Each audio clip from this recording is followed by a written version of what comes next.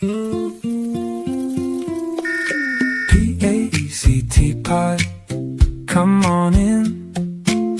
Dom and Eric, let it begin. First and third Tuesday evening light. We bring the stories, we keep it right. PAECT pod, PAECT pod. Tune in, stay a while. PAECT pod, PAECT pod. Live on Tuesday night. Yeah. We got you stretching out a little long anticipated wait there. What's going on, man? Yeah. Got practicing my touchdown signal because preseason has started and the Steelers are an offensive juggernaut. Oh, man. Mike So McCarthy, the quarterback whisperer, he's making me a believer. Okay. All right. Yeah, it's interesting stuff going on. Okay.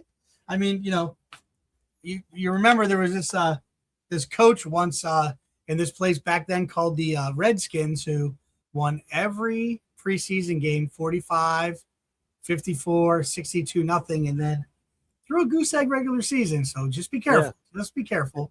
I know. Little Shanahan history there. Yeah. I'm just saying, previous coach, he was happy if he could get a safety, he would try and hold that 2-point lead and win 2-0, right out the next 4 quarters with 2-0. Coach McCarthy seems to be offensive minded. I know Dallas was an issue, but we don't talk about Dallas because we're Steeler fans. No offense to the Dallas viewing audience. That's history.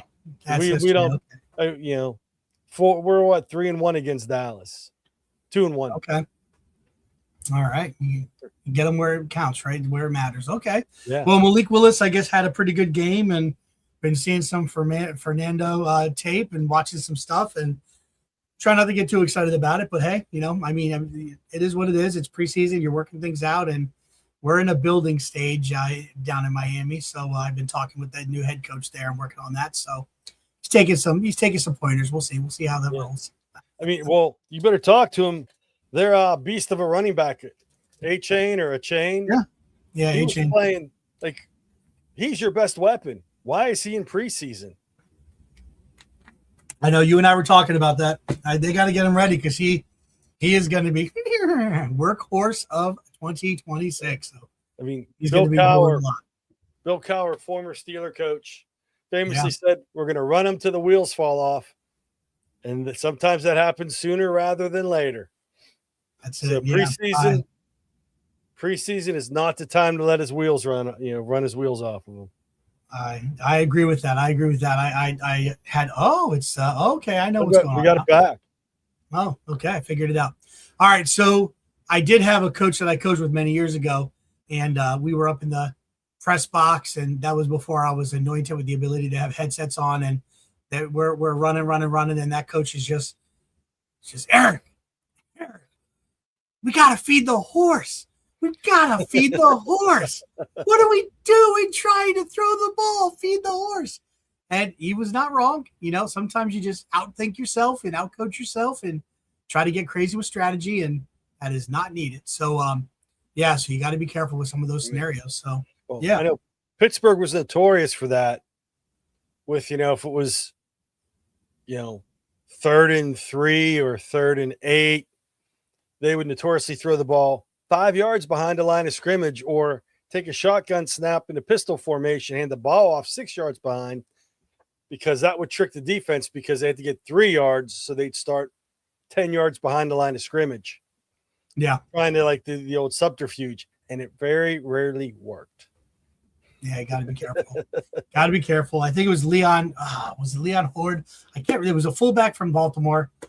Sometimes you got those guys and they just tell you, they say, "Coach," and this was a true quote he had on TV. They're talking to him and they said, "What do you expect to do this year?" And he's talking to the person. He goes, I'm going to go up to coach and be like, "Coach, you need 2 yards?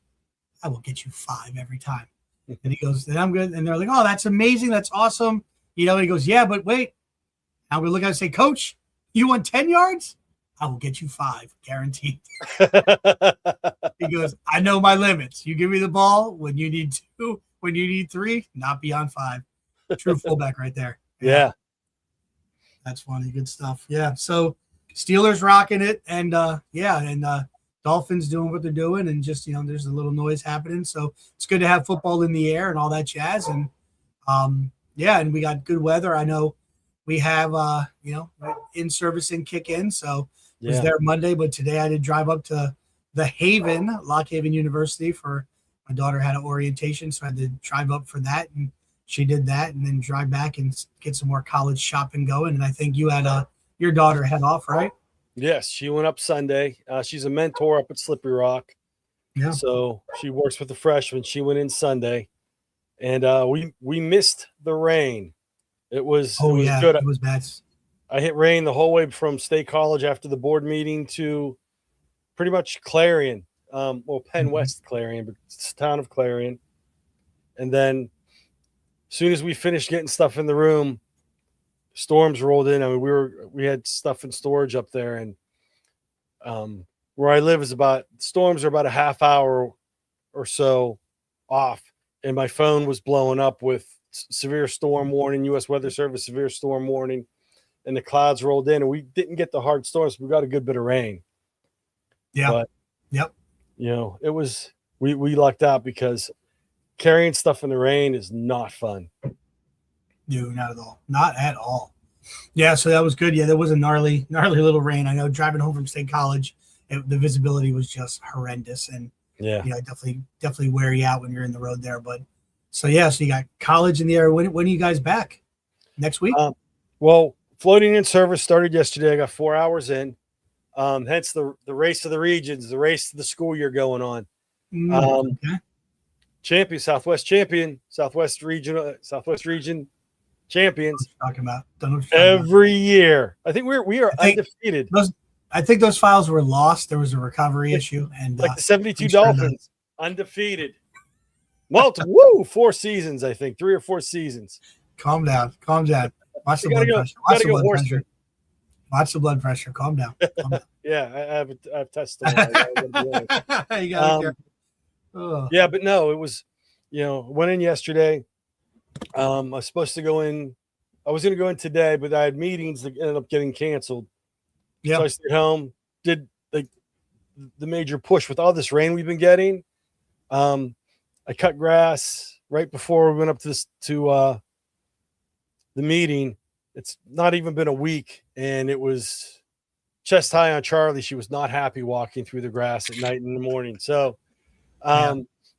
laid into it today, and like the weeds in the garden and stuff, I had it fairly well combated, and it's out of control. So I spent the day doing stuff like that, and did get a little bit of pool relaxing time. There's like a few days of that left. Yeah, I'm definitely looking at my my pool with all this stuff I got going on. Not pool, my grass. Got to get that. I cut it right before the meeting, come back, and it's like a jungle. So I just got to wait till tomorrow and get that cranked out. But yeah, are you guys all back right, man? now? So we're back in. Mandatory? Monday, Tuesday, Wednesday. So yesterday, today, and tomorrow in servicing. Tomorrow, our 7th grade and 9th graders coming for a half day. I think kindergarten does too. And then Thursday, whole district is online. They're live. So nice. Yeah. So our mandatory doesn't start till next week. So we have 5 days to get in 7.5 hours. Got some stuff taken care of. I'm going tomorrow and hopefully finish out. And Thursday's the Northwest Pennsylvania STEM ecosystem meeting. And hopefully Friday's a relaxation day. Then we get mandatory in service next week, and the kids come Thursday. All right. And Meg Tyson's second day with students already. Early start. A less wet day for them. They had the nice storm the other day. And we kicked things off with Tom Murray, so I got to get a selfie and send that out to our nerd Northeast Regional Director. I got to chat with him a good bit, so he did a great job kicking it off with Authentic and Personal. So it was awesome doing that. But all right, so we're in August. August 18th. My sister's birthday was yesterday, so I got to heckle her. Happy birthday. Yep. And so the 18th, looks like it's too far away to be the first Tuesday. And I don't think I had to see you online last Tuesday, so I guess it's the it's the third Tuesday. Third Tuesday. Well, I know we've been talking about it. Why beat around the bush? Think it's time for The PAECT pod. let's roll it.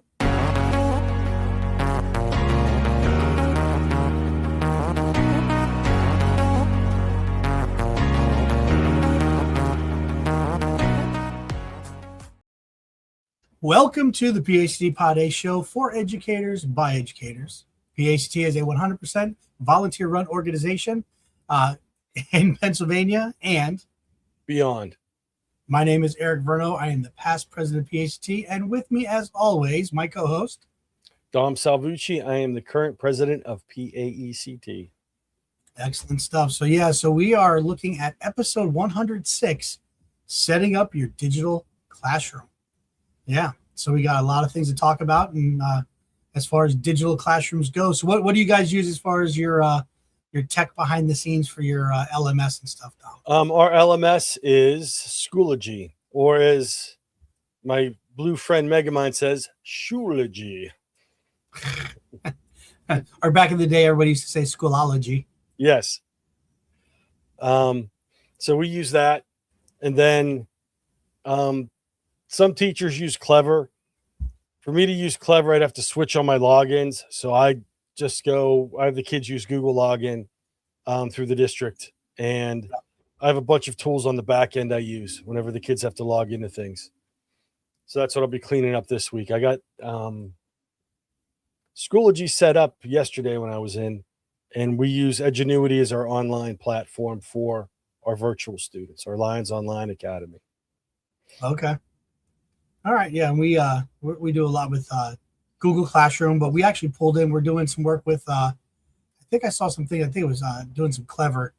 They're tightening some stuff up in the back end. I've been seeing some emails float around with the different ITFs in our building, and we're not using like the scans or anything like that, but yeah. So, our main LMS is Google Classroom, and it's kind of been a bottom up because like the elementary, our intermediate school kind of trickled up to the middle school, and our high school uses Windows PCs, but the majority of the teachers there, they're not using Teams or anything. They're using the Google stuff. So yeah. That presents its own scenario. I don't know. I think Schoology has a little bit better with organizing things than some of the others. Yeah, I mean it works. I have to say, if you didn't have an online presence before COVID, when we went into Schoology, it was easier for people. If you had an online presence, because we were the Wild West before then. We had I used Edmodo. We had teachers still using like forms of like Moodle type things. Some teachers used Schoology, the free version. Other teachers used Google Classroom. I mean, when I first started, Google Classroom looked more like a Google Doc in usage. And there was like a bunch of other forms. I've had a online classroom for years. So I've just kind of pulled stuff around. So if you're new to it, you could build from the ground up. If you had a bunch of stuff created, you had to start from scratch and unlearn the other tools to relearn this. But yeah, and actually, the way you say about Google Classroom, it's 100% correct. It wasn't created to be an LMS, and they actually were very vocal that it was not an LMS. But so many schools adopted it, and they were using it because a lot of, like, again, Pennsylvania, we're very Google centric as far as a Commonwealth and spread across.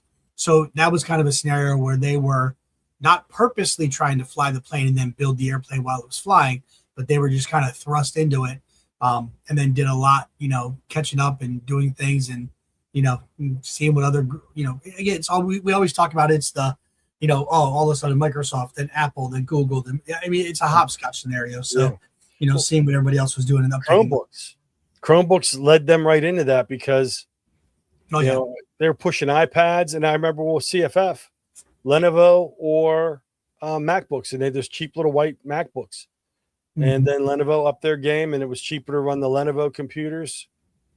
And then the Chromebook came out, and COVID hit, and perfect storm for them. Everyone wanted Google because it synced automatically with their system. Sure. Now we're gonna have to have somebody post in the comments. Is it how Dom says it, or is it Lenovo? I don't know. I've always said Lenovo, but I'm like, oh, good thing they're not a sponsor and we're butchering their name.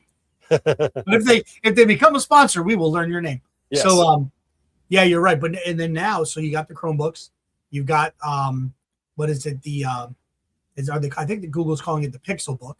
They're trying to make it a little bit nicer, a little flashier, to kind of go with the MacBook Neo, because they put that out. Although that jumped up $100, but still a great price point. And Windows is trying to come out with their versions. And they're actually working on. I think we talked about this last show, but they're working on cleaning up and streamlining a lot of their OS, because right now with all the RAM prices going up with data centers because of AI thing, the prices are sky high. So it was. I think MacBooks were kind of the same way. Like 16 gigs of RAM was like your base, and then you would go from there. Yeah. Where back in the day, it was like 1 or 2 to 4. You were hopeful to get 8, and now they're trying to Windows is trying to make sure that you can run it on 8 gigs of RAM. But I mean, Mac's kind of in the lead because of they create their own chips, kind of a thing, and they do all that back end. So it's a whole different story. So yeah, makes it different. But yeah, sorry. What? Let's get on this. Setting up your digital classroom. What's Dom's tip number 1? What do you got? Go in, make a list of the tools that you think you're going to be using, and clean that up. I make classes for each period every year. I archive them, and then I go in and create the classes for this year once I have my schedule and what's going on. Mm-hmm. And then I just have like a Google Doc with a cheat code. Like, here's the logins. Certain ones you have to be careful, because certain online tools, the join code that or the link that they have is only active for so many days. So you can't set it up too far in advance. But I'll go through and I'll set that up. And actually, that's the first couple weeks of my classes. We start getting into content. We'll do a little bit of, meet the teacher type things, couple games. I get to work with the kids with stuff. But my first 9 weeks, I tell them your grade's going to be padded because you're going to be signing up for the different tools we use. And I give you 5 points. Sign up for the tool. And then when you sign up, put your username. And if you're using your school Google account, put that. And then write your passwords down somewhere if it's an email. And then you use a different password. You don't have to give me the password, but use a different password. That way, I said, there's going to be a time whenever I'm not going to be in school, or you're going to be at home and you're going to try to access something and you can't remember your login. Go into that assignment. There's your login information if you can't reach me. So I start going through, and that's what I'll be doing tomorrow and next week in services, organizing all that stuff. Clearing out old files and redoing some stuff. I've been working over the summer on using AI to go through and make some of my activities more interactive and getting some ideas and bouncing ideas around. So this will be cleaning up all the different tools that I use and see if there's any that I'm not going to use and any new ones I'm going to pull in. That's pretty much my process this time of the year. How about you? Yeah. Yeah. Well, I'm going to do a very, hold on a second. I'm just trying to find my right thing here, but I'm going to do a low tech scenario first. All right. Just be a little different, because I actually was reading an article.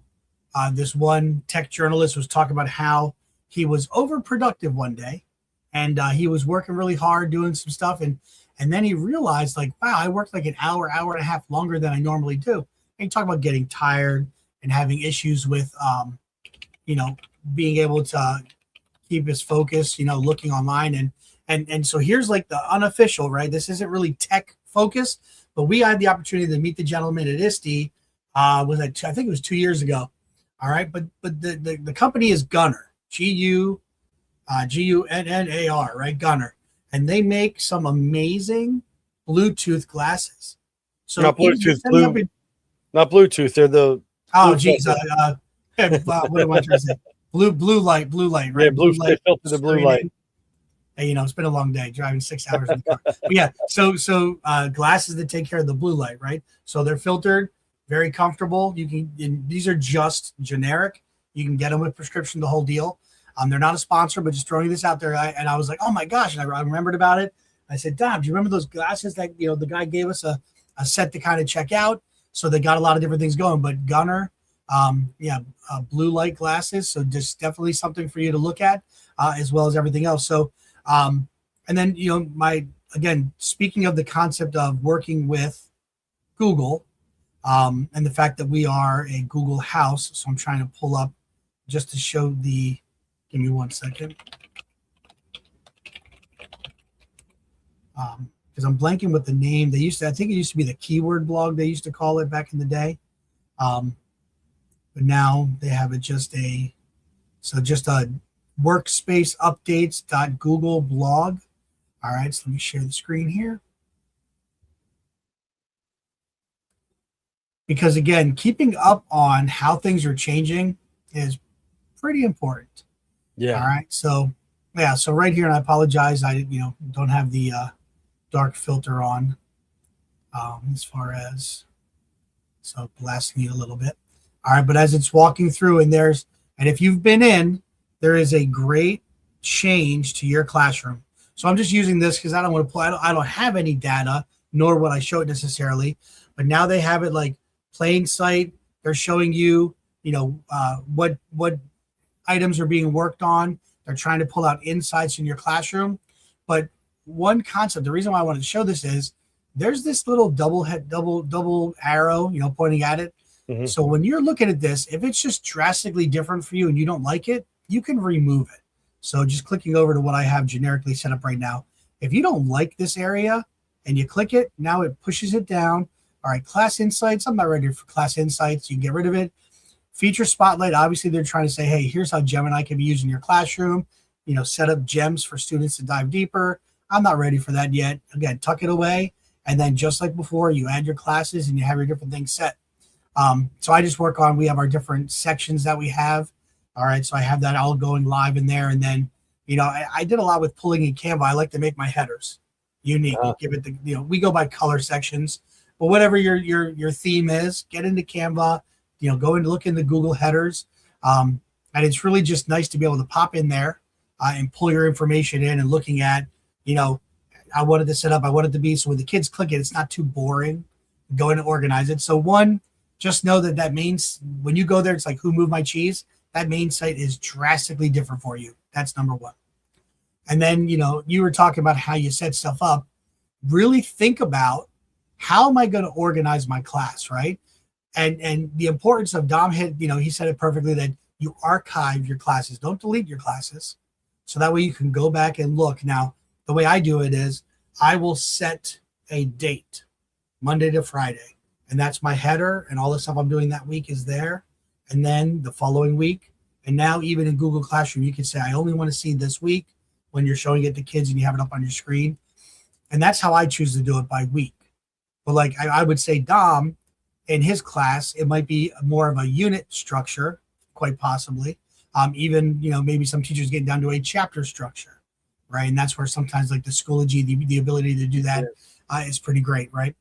So I go day to day, mainly because attendance is an issue.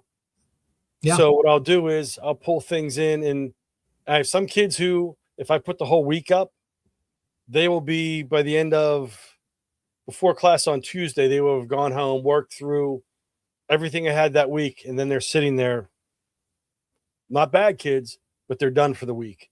And they may do something. We may change, with history, some things take longer. Something pops up, current event pops up, and we change, and they're already done with everything. So I go day to day, and that way with the kids who are absent, go back in. Everything is there. If parents have questions, because parents can access through Schoology, they have the login on the back end.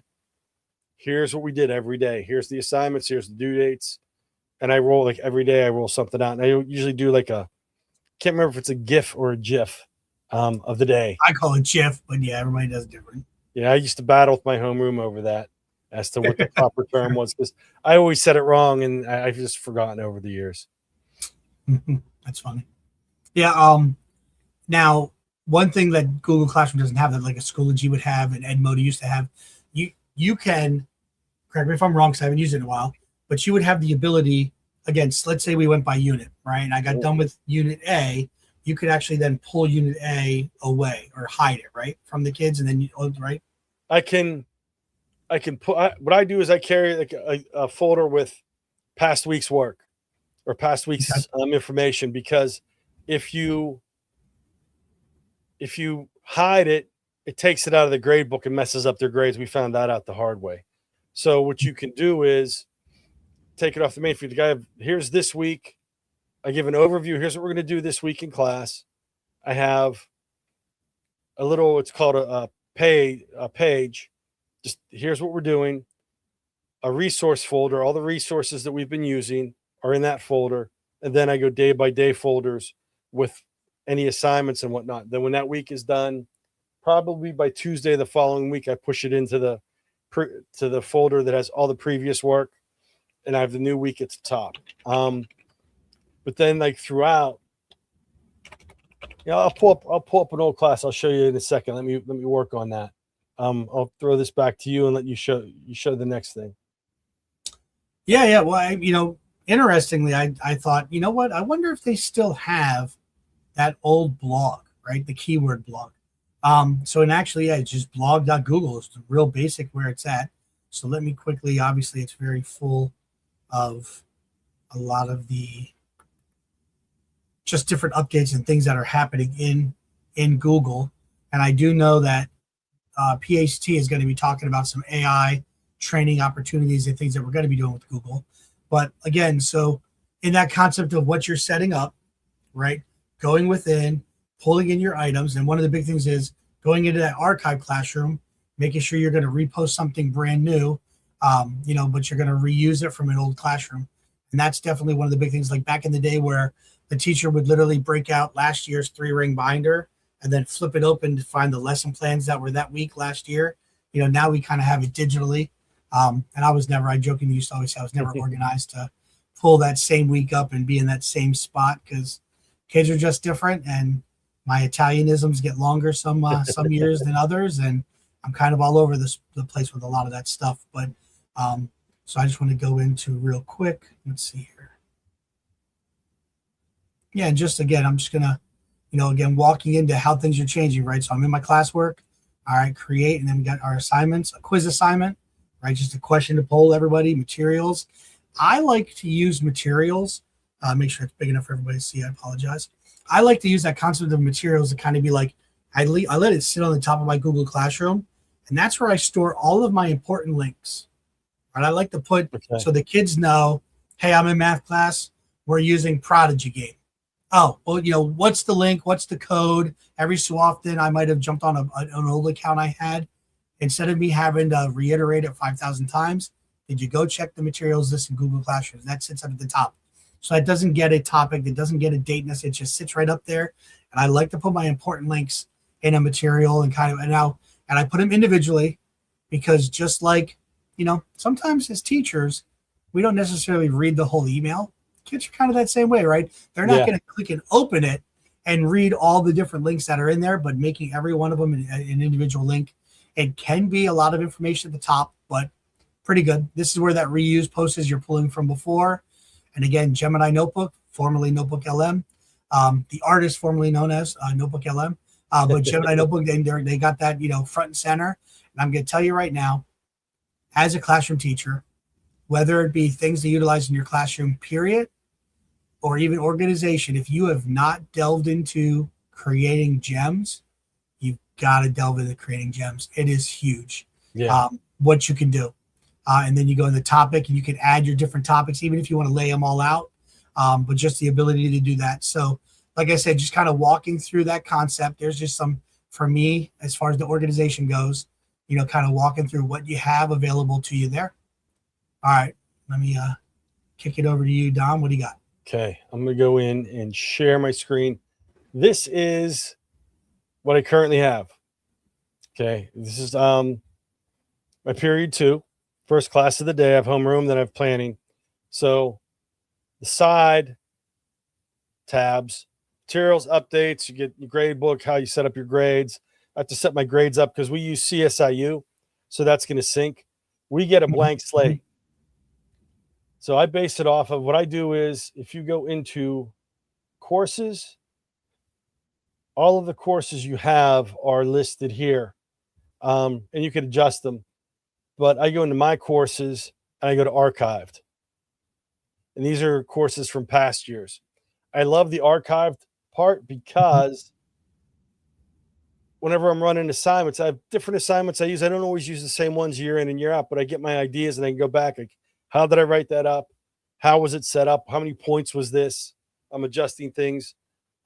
This is from the end of school last year. So I get my GIF, past week's assignments, folders from weeks gone by. So kids can go in here and here's everything.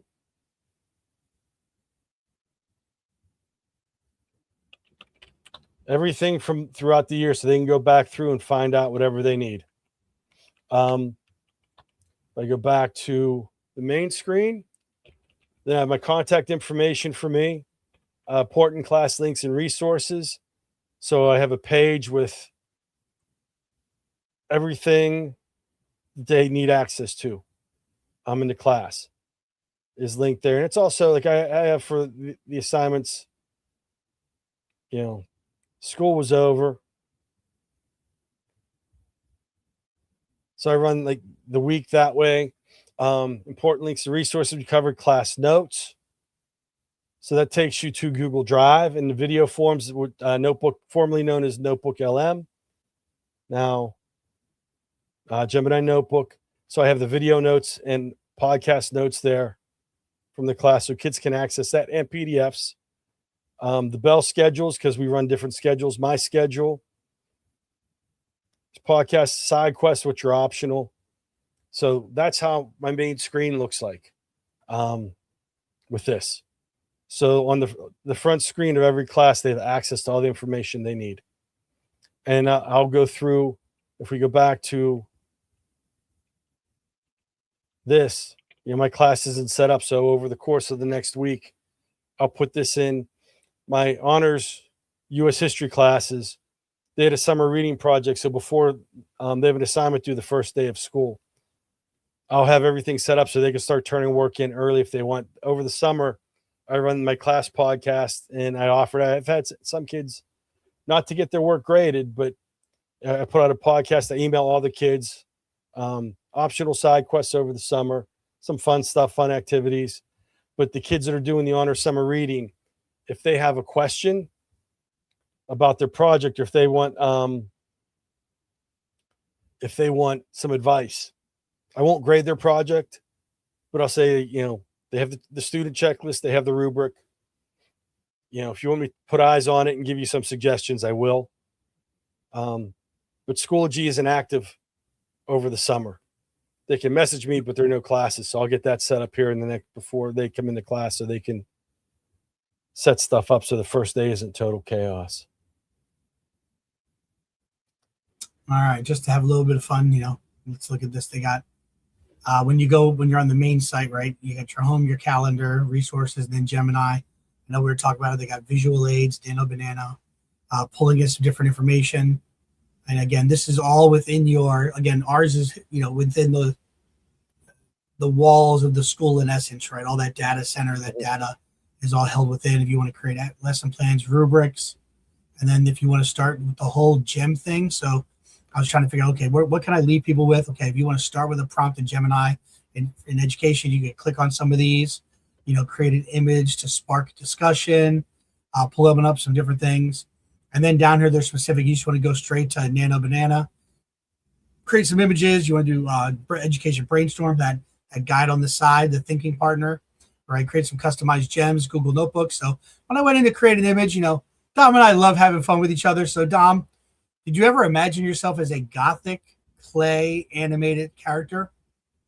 Can't say that I have, but I wouldn't be against it. Me, but there you go. That's pretty solid. There you go, buddy. Yeah, I like it. Kind of looks like the back. I think the Steelers they get lost in those doors and run up the stairs, and who knows what happens in the background. Yeah, I got to give a shout out to Kevin, my neighbor Kevin, for giving me props on that. I'm going to put him up on the screen again. Oh yeah, there he is. All I right. did not pay him to make that comment. You did. It's okay. It's all right. I hope I listen. I just hope he got the money before he made the comment. That's what he needs to pay up front. Pay up front. Figure that out. But yeah, so I think they're pulling in a lot of those cool tools. That image turned out pretty nice. And Now, yeah. can you use some of those tools even if you're not a Google Classroom school? Good question. I'm not sure exactly what levels they have that offered or not. But yeah, we could even let me go into our PACT account and let's try. Because even if I could go in through my personal account and make some stuff and pull it over, I know a lot of the other tools, you can go in and do similar things, but it's nice being able to access, because all these tools that we've talked about this over and over and over and over again, all of these tools react differently. Some things do better, complete some tasks better than others. So being able to function across platforms and pull things in and pull them into, like Schoology doesn't have the ability to do all this stuff. So I pull stuff in through Canva. I'll go in through some other tools and pull things in. And, I always have, I'll do different, like Cold War. Last year we did Cold War coloring. I used a couple different, I think Color Bliss was the website. I made some images, and when I was out we had a family health emergency. If the kids got done, you color this, draw your own picture, draw a picture on this topic, or write something on this topic. Pencil and paper. You could use poster paper or the printer paper.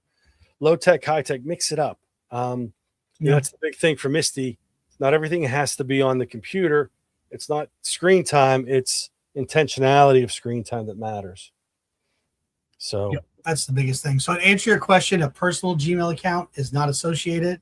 Google Classroom, when you go to create a class, it says you must be associated with a school. So that doesn't work. Now, our PACT account, nonprofit account work, but not everybody can roll out a nonprofit account to be able to do that. But so that unfortunately that was not able to work. And I agree with you 100%. Like our first several days, we're not handing out books.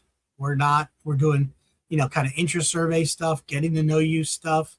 I do feel bad because second day of school, I'll be moving my daughter, and I don't feel bad about moving her into college, but I'm missing the second day of school.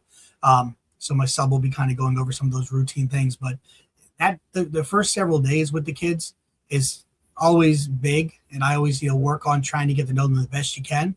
As I get older, learning their names is tougher and tougher. So we've got a whole system for we have them make name cards, and they put in like favorite sport, favorite food, favorite outside of school activity, favorite class, kind of a deal. Favorite. I ask them favorite bearded teacher. There's not any other ones in our building, but I tend to see my name a lot. Someday, someday you're gonna get a new Brighton transfer and you'll be surprised. Oh yeah, that's it. That's a long haul, but if that happens, I'll get them. But so it's a good way to get them kind of involved. But then their names are always there, and you can, because again, I said it's like you guys learn, your fact practice. I got to practice your name.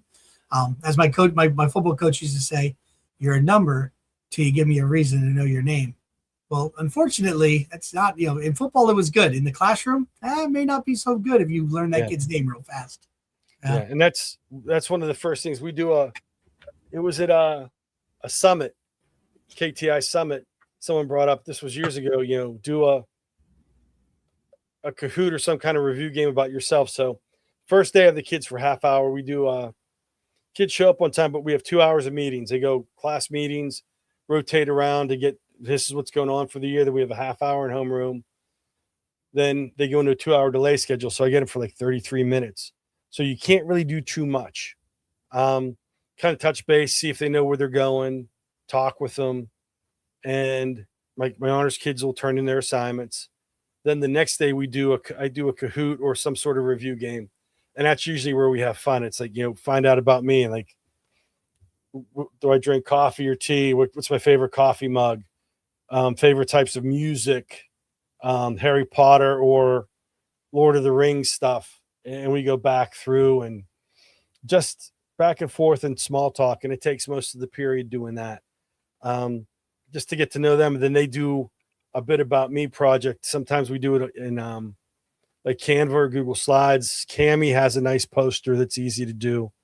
I'll do one with them, and just to get, so I get a feel for the kids, they get to know me, and builds that connection. And then we get into content shortly after.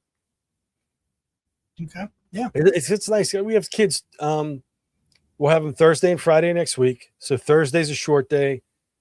Friday, it's a Friday. Do some fun activities, and then we ease into, start getting into content and doing stuff, getting kids signed up for things, practicing with the different tools. I'm a firm believer that this went back to whenever I was a reading specialist. If you're using a tool that the kids aren't familiar with, are you assessing their use of the tool, or are you assessing the content that you're trying to use that tool to assess? And if they don't understand the tool, you're not going to get an accurate read on, do they know what you're talking about? So I always, before we roll out a tool that we're using majorly for an assessment, we play with it in class, let the kids run with it, let them ask questions. It's only fair to them. I mean, think about it. If your administration gave you something and said, here, and oh, by the way, you haven't seen this before, but I'm going to come in and observe you using it in the classroom, you'd be all bent out of shape. So it's only fair to, give the kids some practice time before you start using it for, counting towards a grade. Well, one of the takeaways kind of going with that from the convocation, and very similar to Tom Murray when he was presenting at Pete and C, and fortunate to have him at KTI as well. When he said, what are you going to do today to make them want to come back tomorrow? Mm-hmm. Which I leaned over to my partner and said, yeah, I got that nailed. And when I tell them I'm not coming the second day, they're all going to be fired up. Even if I'm the worst teacher on Thursday, they got somebody brand new Friday. They're going to love it. We'll see if they show up Monday. But yeah, so, but that, that's a good point. Like, again, what are you investing in your time? Or what are you investing in them, or in checking boxes in your syllabus? Like, it's not about that anymore. Those times are done. It's a whole new scenario. And we've learned a lot with Steve Robertson. We're hoping to get him on the show down the road again. But that filter, the kids have that 7-second filter. Am I in, or am I not in this class? It's a different generation. So yeah, but if you haven't read that Aliens Among Us, 10 Truths About Gen Z, it's important. Yeah. So good. The beauty of a non-test, we do a civics assessment at the end of the year, state civics assessment, but it's pretty much review for what they've already learned. It's basic knowledge that you would think. So it's very low stress. But being that I'm not a tested subject in the way some like math and science are, and language, reading, 10th grade reading, literature, it's stress-free. So like there's times I've come in and the computers are down, or the website isn't working, or the computers are working, but there's a glitch. Someone hit a pole on the way to the IU, so our internet feeds down. I can be like, you know what? This isn't working for whatever reason. It could be human error on my part, or it's just, this isn't as good of an idea as I thought it was. You know what? Let's reset. We're going to do something different. And I can just shift and go low tech, or go, low tech isn't, kids aren't into it. Well, let's try this. And that's the beauty of the subject I teach. I have that freedom to adjust, where tested subjects, you have to definitely check all the boxes to get ready for April. So I love that freedom, and there's days I've come in and, like you said, it just ain't working. I'm like, what, guys, I've had kids, this isn't, I'm like, we'll push the due date back a day. They're like, what do you mean? I go, I thought it was going to be easier. You guys are into it, but we're struggling to create this project or do whatever. And like, well, you said it was due Thursday. I'm like, right. I says, now it's going to be due. Let's make it Monday. And they're like, how can you do that? I'm like, who said the due date? Like, you did. So I have the power to change it. Like, as long as you're working, we'll adjust, because we don't have a test in April that they have to have everything in by. Yeah. So I appreciate it. I adjust, and you have to be flexible. And I hate to admit it. Yeah. In my younger days, I probably was not as flexible. It's like, you learn. Yep. Yeah. It's, I feel like that's a sliding scale of year to year too. Some years you're like you staunch, some years you're a little bit more lenient, and who knows? There's multiple conversations to be had about all of that. But Yeah. Well, I look at it this way: if they're goofing around, I don't give them the extra time. If they're working and they need it, okay, that's fair. And I have to say, our administration is pretty good about things. If we have like certain stuff to turn in, and okay, I've been goofing around, and I'm like, not doing what I'm supposed to be doing, and ask for extra time, they're not going to be happy with me. But sure. If we're doing stuff and plans change, stuff happens, they've been fairly consistent with, what, we'll work with you because you're trying, and that's something to pass on. And I listen, in my old age, I'm more on that, even though I'm not flexible, I'm on the flexible side of how I do it. But I'm saying they post in the comments. I'm curious because I know, again, there's teachers on all sides of the spectrum of all of that, where they sit. And again, like you said, sometimes there's some stuff breathing down some different teachers' necks, and sometimes you got the freedom to do some stuff. But good stuff. All right. Well, I think we need to talk a little bit about what's going on in PAECT. What do you think? I think that's a good idea. All right, let's get some updates.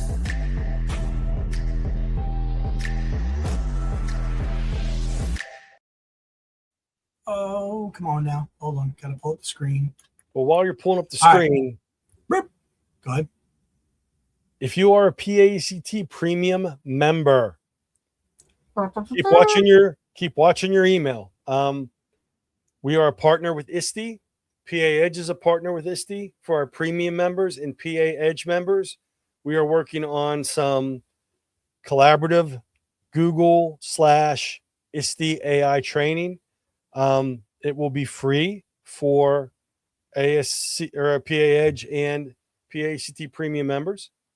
So once we have more information on that, we will be sending it out to membership. Melissa Krenzer, give it a shout out there. Show them we are human, which is true. We are.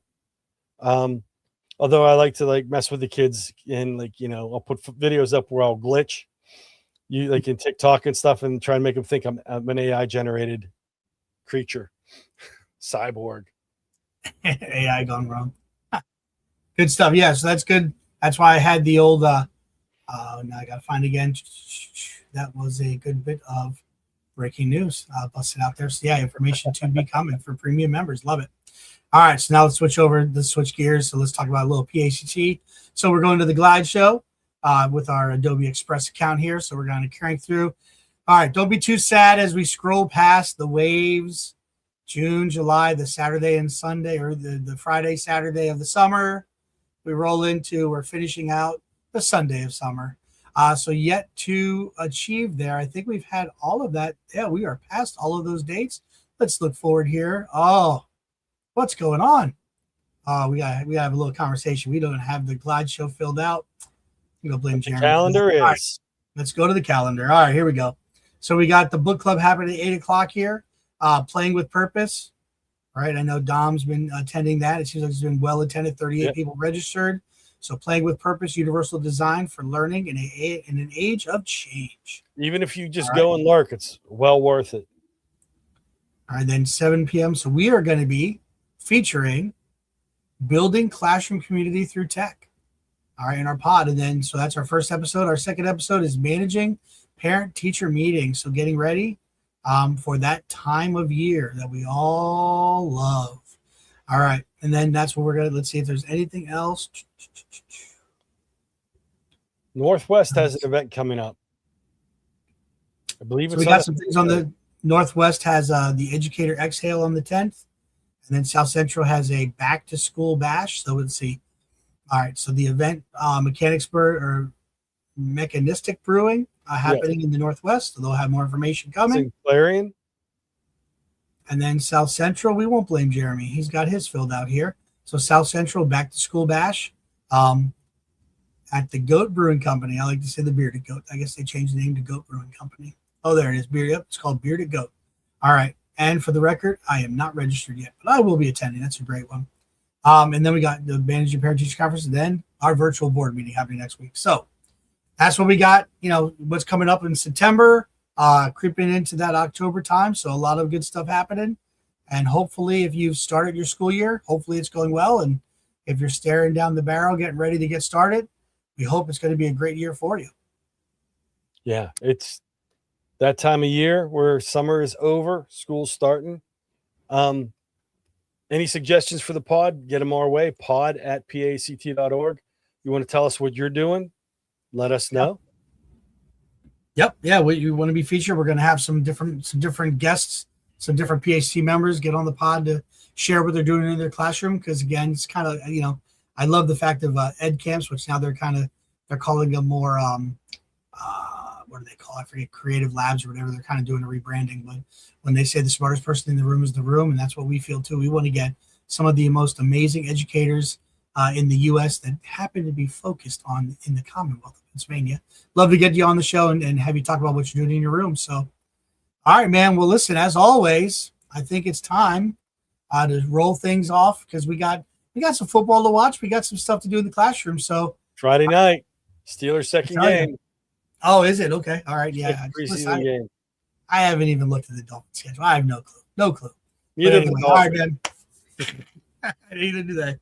Right here, you are correct. But as always, Dom, PAECT. We are The voice of EdTech in Pennsylvania. And Be on. All right. Well, thank you so much for being here. We truly appreciate you. Have a great September. Take care, everybody.